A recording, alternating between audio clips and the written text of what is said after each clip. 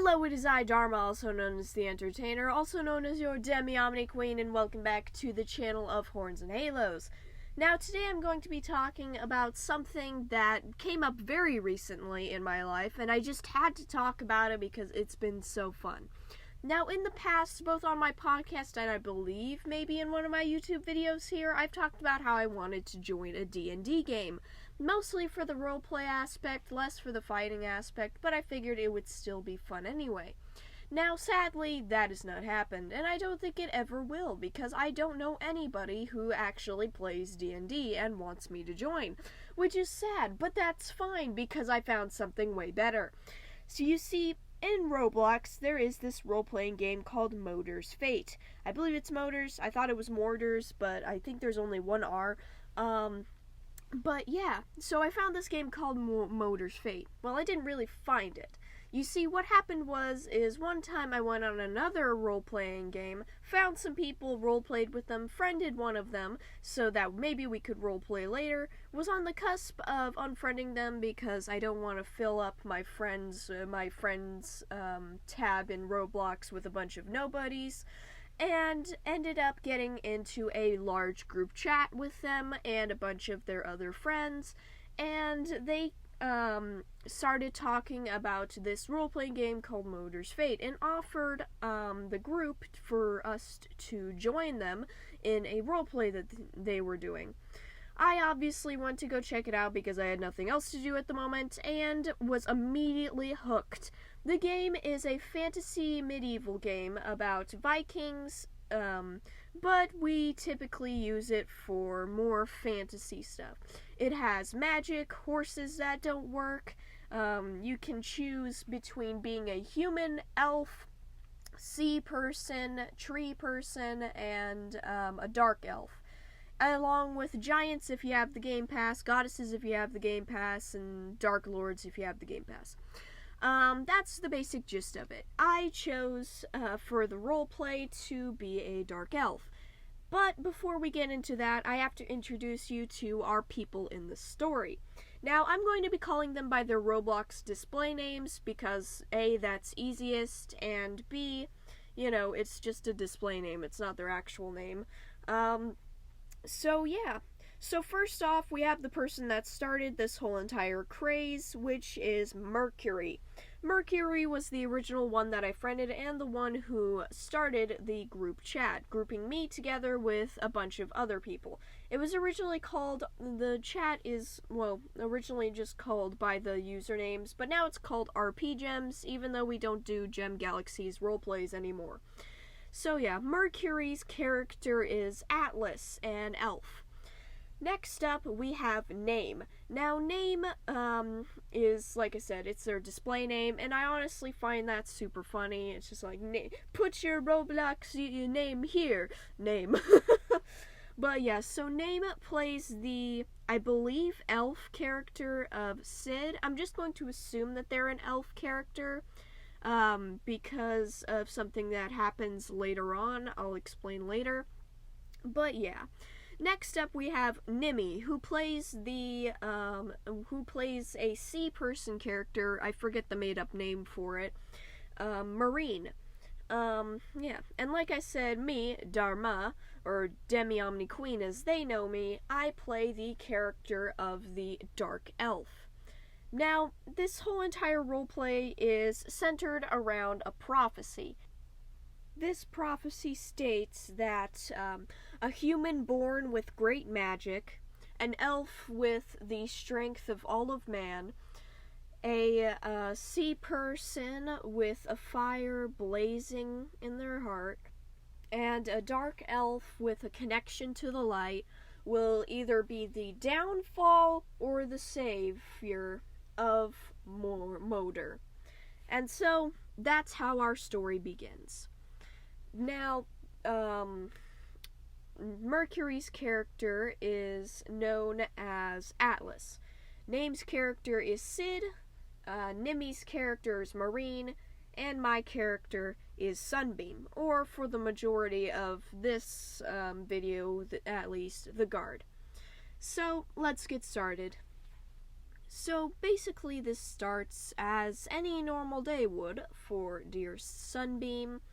He goes off to guard the kingdom of Carlia, specifically the castle of Carlia, and the reclusive royals inside. Now, the royals are reclusive because of the simple fact that after all of the years of long warring with basically every other kingdom, they've had to surrender and give up, and, basically they're all just kind of existing at this point. They don't really do anything royal anymore. And, Sunbeam has been assigned to speak for them while they're off doing whatever it is reclusive royals do. Also, because of all of these wars, there aren't as many guards in the town guard anymore, since most of them were sent off to war, so Sunbeam is one of the only guards in the town, along with a few others. And because of this, he has to work double shift. Hooray. So, while Sunbeam's guarding, however, things unfold in distant lands. You see, Sid, the prince of the Cold Kingdom, I forget the name of it, is embarking on a journey with his pal Atlas to go around each kingdom seeing if there is any of this corruption.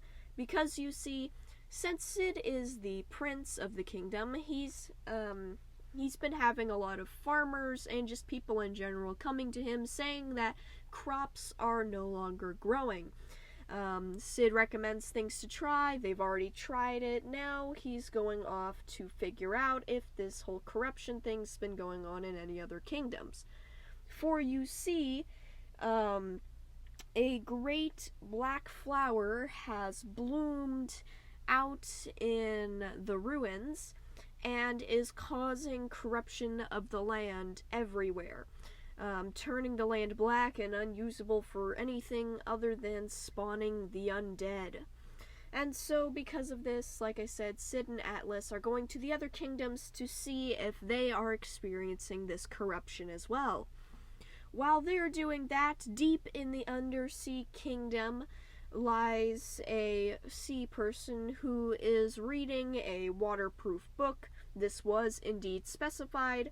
They learned about land dwellers. Now, Marine couldn't believe this. I mean, really? Land dwellers?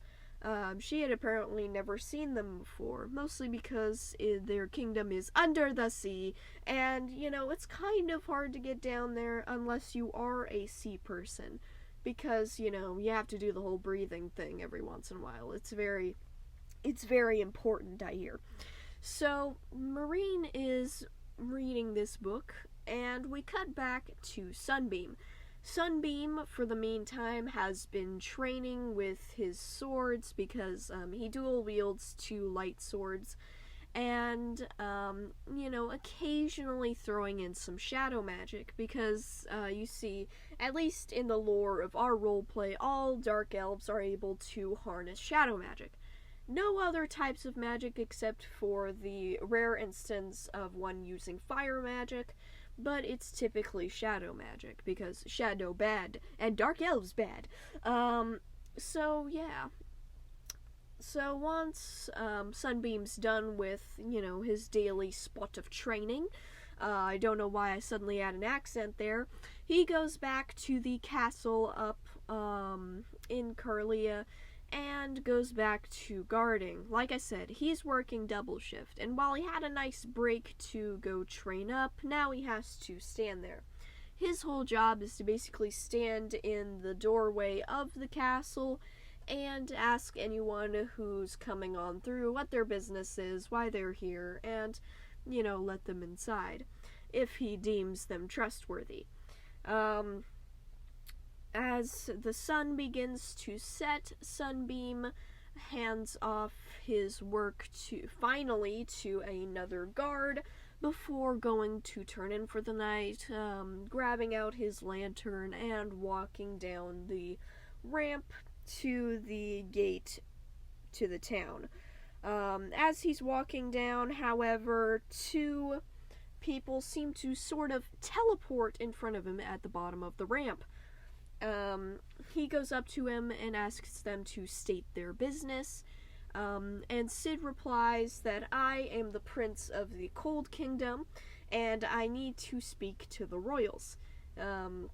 With Atlas standing there by his side, just kind of being chaotic. Sunbeam tells them that the royals are not really up for speaking right now, but he would happily speak with them. And Sid nods before Sunbeam leads them into the castle, now being a little put off because I just can't get some sleep apparently. So Sunbeam sits on one of the dining hall tables with them and tells them and asks them what they're here for. Atlas goes off to teleport around and be chaotic and weird, whereas Sid sits down and takes this seriously as Sunbeam does. Sid tells Sunbeam that there has been corruption going around at their kingdom and was wondering if Carlia was experiencing the same. Sunbeam replies with, well, the land's been tainted black around the border, but other than that, there hasn't been a whole lot of corruption. Sid thanks Sunbeam for his time and goes off with Atlas, yet again seeming to teleport to wherever they needed to go.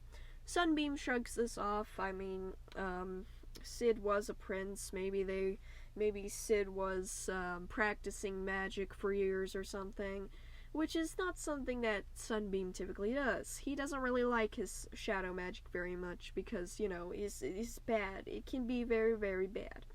So, Sunbeam goes back to his house to finally get some rest before heading out in the morning to check along the beach. To see if there is any of that corruption going around. Do note that I'm doing a little bit of ad-libbing here because there were some gaps here and there because people accidentally left or something like that, or I was going to look for people, so I'm just kind of adding in little bits and pieces there to make it all make sense. But anyway, so he goes down and walks along the dock, looking into the water and wondering if there's anything down there before going down along the actual beach in the trade town of Nava. He goes down out of the town of Nava, walking down the beach before sitting down to look at one of his favorite books, which I like to imagine is some sort of medieval manga. And what I mean by medieval manga is not a manga about medieval times, but a manga made in medieval times, if that makes sense. I highly doubt they existed back then, but what do I know? I just think it's funny. But yeah, so he sits down and starts reading, not really seeing any corruption, and finally getting some time off to kind of relax a bit. He's still wearing his knight armor though, so, relax a bit. And he hears some splashing in the water, but doesn't really take too much mind to it, doesn't really mind it too much because, well, fish exist, and that's one of the main exports of the trade town, since it's on the beachfront. So he keeps on reading before realizing, hey, there's something, it's getting really splashy. He still continues reading on, before something pops out of the water and says, hi, which startles him, and he pulls out his two swords. Now, I'm going to end it off here. I'm hoping to do a series with this, and I love making cliffhangers, so there you go. Now you get to wait to see what happens. But yeah, please do comment down below if you like this and want to see more of this. I know I've tried starting series in the past, but they kind of fell through, like Laugh the Fear Away. I don't think I want to do any more of that. The Speedpaint series still goes on because I will forever do Speedpaints. So yeah, do let me know what you think. I'm really enjoying this RP so far, and we're simply taking a little break because it's summertime and one of the people had to go on vacation, so, kinda can't, kind of can't go on without them. So, yeah. Anyways, if you like me, if you want to support me in all of my future endeavors, then go ahead and check out the description down below. There I have a link to my podcast, write what you want to read, draw what you want to see.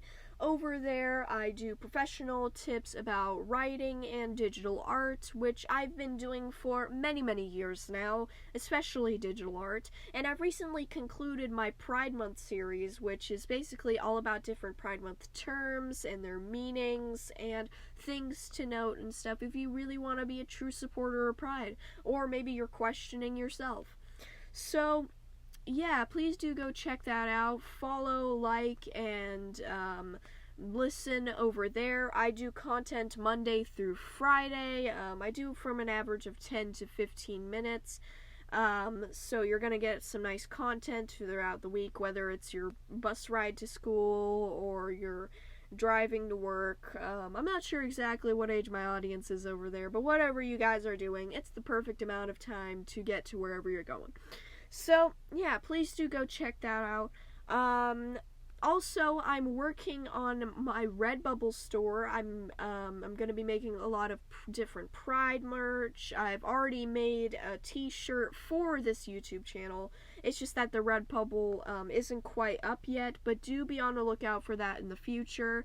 I'll try to remember to add the link down below if it's out sometime next week before my next video comes out. That way you already have access to it by the time you see this. So yeah, so please do go check that out when that's up and running. Yeah. So please like, subscribe, and hit the notification bell here because I post at least once a week. I do video gaming, storytime, Speedpaints, all sorts of fun stuff. And, yeah, I usually have pretty long videos, so you're gonna get a lot of juicy content. And, yeah, I hope you enjoyed this, my Magic Pants Collective. I hope you have a nice day, and I will be seeing you all in the next one.